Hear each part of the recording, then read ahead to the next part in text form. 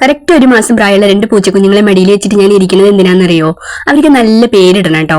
അപ്പൊ നമ്മുടെ കുഞ്ഞ് പ്രസവിച്ച കുട്ടികളാണ് കേട്ടോ ഇത്. അവളുടെ 9ാമത്തെ പ്രസവത്തിലത്തെ 2 കുഞ്ഞുങ്ങളാണ്. ഒരു ആൺകുട്ടി ഒരു പെൺകുട്ടിയാണ്.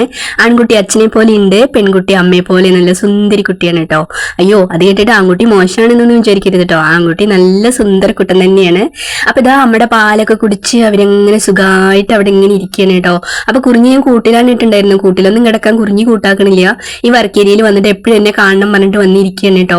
അപ്പൊ 5 വർഷം മുമ്പ് ഞാൻ കൊടുന്ന പൂച്ചക്കുട്ടിയുടെ 9ാമത്തെ പ്രസവത്തിലത്തെ കുട്ടികളാണ് കേട്ടോ. ഇത് നല്ല വികൃതി കുട്ടികളാണ്, നല്ല ഹെൽത്തി കുട്ടികളാണ് കേട്ടോ. നല്ല ഭംഗിയുള്ള കുട്ടികളാണ്. കുറുമ്പ് എന്ന് പറഞ്ഞു കഴിഞ്ഞാൽ 1 മാസമായി എന്നൊന്നും പറഞ്ഞിട്ട് കാര്യമില്ല. നല്ല കുറുമ്പാണ്, നല്ല വികൃതിയാണ്. ഇതാ കണ്ടോ, ഈ ചെക്കന്റെ വികൃതി എന്താണെന്നറിയോ? ഭയങ്കര വികൃതിയാണ് കേട്ടോ ഈ ചെക്കൻ. നമ്മൾ നടക്കുന്നിടത്ത് കൂടെയൊക്കെ നമ്മുടെ കാല് പിടിക്കാൻ വേണ്ടിയിട്ട് നമ്മുടെ പിന്നാലെ ഓടി വരലാണ് ഇവരുടെ പ്രധാന പണി. എപ്പോഴും ഇങ്ങനെ കളിയും ചിരിയായിട്ട് ഇതാ ഇവിടെ കിടക്കും. നമ്മൾ നടക്കുമ്പോൾ നമ്മുടെ പിന്നാലെ ഓടി വരും. അപ്പോൾ നമുക്ക് അവർക്ക് നല്ലൊരു പേരിടണം. അപ്പൊ നിങ്ങളോടും കൂടി അഭിപ്രായം ചോദിക്കാമെന്ന് വിചാരിച്ചു കേട്ടോ.